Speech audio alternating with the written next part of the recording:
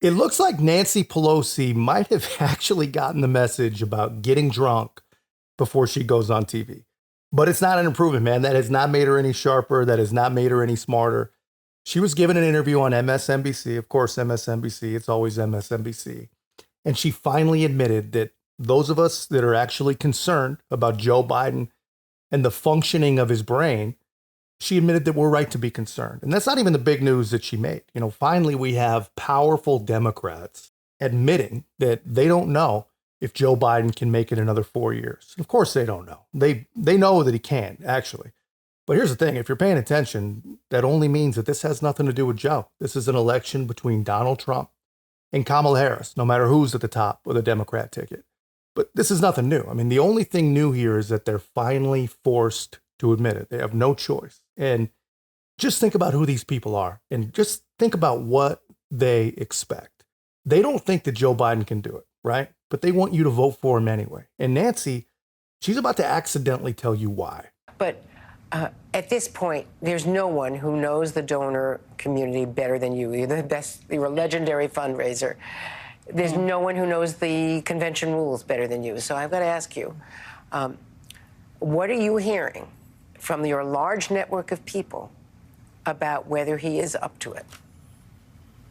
I hear mixed. Some people are saying because Donald Trump is such an authoritarian, an autocrat, we have to win this election. This is not a normal election where you want to win. If you don't, you cooperate and do the best you can for the country and hope to win the next time. This is something that is undermining our democracy, and he must be stopped. He cannot be president.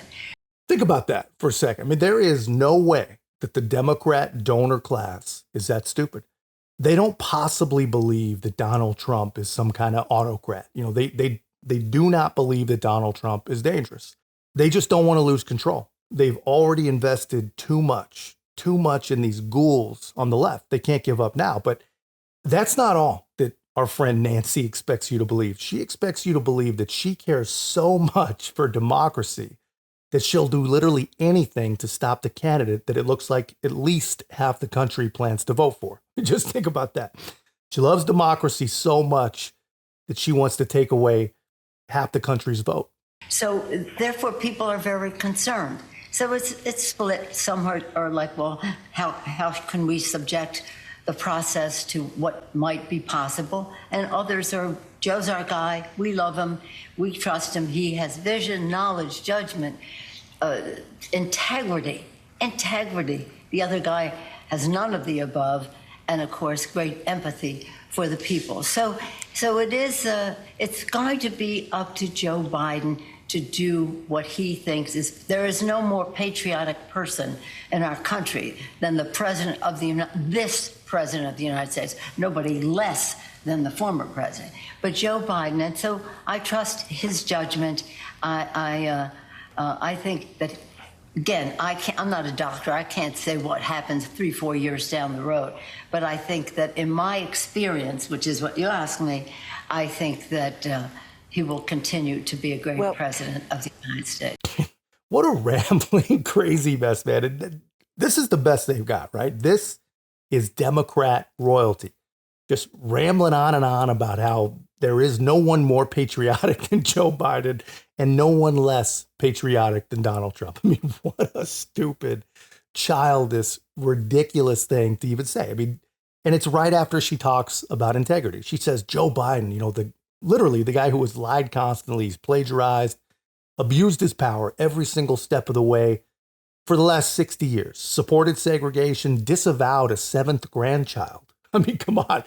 This is the guy she says is a man of integrity. I mean, the guy who says black people that don't vote for him, they aren't really black to begin with. I mean, the guy, and that's not even mentioning the multiple regrettable appearances that the guy has in his own daughter's diary. This is not a man of integrity. And you know what? When you're Nancy Pelosi, honestly, if you're Nancy Pelosi, I would actually bet that that's what integrity actually looks like, which just makes you realize how disgusting some of these people really are. I mean, she's right about one thing, though. I'll give her that. She is no doctor. I mean, she doesn't know if he's going to make it. And it wasn't that many days ago that she was yapping about, we don't see what she sees. She talks to Joe Biden every single day, she says, and he's with it. She's changing her tune slowly, but she's changing it, faster and faster every day, actually. I guess it's not that slow, but in fact, they're all changing their tunes so damn fast that honestly, by this time next week, if they haven't convinced him already, Nancy Pelosi herself will be begging Joe Biden to step down. How they're talking about this race tonight. Let us not make a judgment about a presidency on one debate. I think it's a legitimate question to say, is this an episode or is this a condition? Stay the course. Chill out. Chill out. This party should not in any way do anything to work around Ms. Harris. We should do everything we can to bolster her, whether it's in second place or at the top of the ticket. Of course, the Harris that Clyburn is referencing there would be the vice president, Kamala Harris. A vice president that I should note the White House press secretary could not even say today whether or not Biden has spoken to her since the debate last Thursday, 5 days ago. For her part, Harris had this to say tonight. Look, Joe Biden is our nominee. We beat Trump once, and we're going to beat him again, period. Are you ready to lead the country if necessary? I am proud to be Joe Biden's running mate.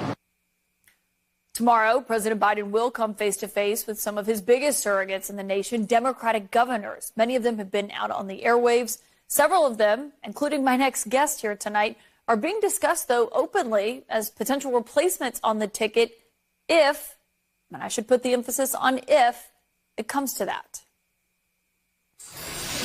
And joining me now is Illinois Governor J.B. Pritzker, who is a member of President Biden and his campaign's National Advisory Board. And Governor, it's great to have you here on The Source. When it comes to this, have you personally heard from President Biden since the debate last Thursday night?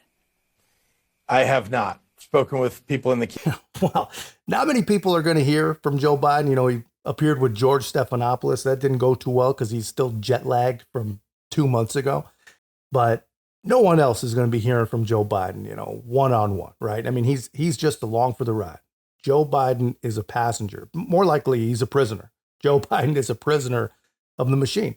That's definitely a way better way to put it. But he's just watching like the rest of us while the Democrats try to figure out how much they can use of him or who else they can use. And honestly, how to get rid of probably the entire Democrat ticket just a few months from the election is actually pretty remarkable to watch, man. If only someone had told them that Joe Biden had these issues, these cognitive issues, likely, allegedly. If only someone had told him a few years ago, but I don't know. Where were we? But that's just my take, guys. Let me know your thoughts in the comments. If you haven't already, be a part of our growth. Make sure to like, comment, subscribe. Most importantly, share the channel. I'll see you in the next one.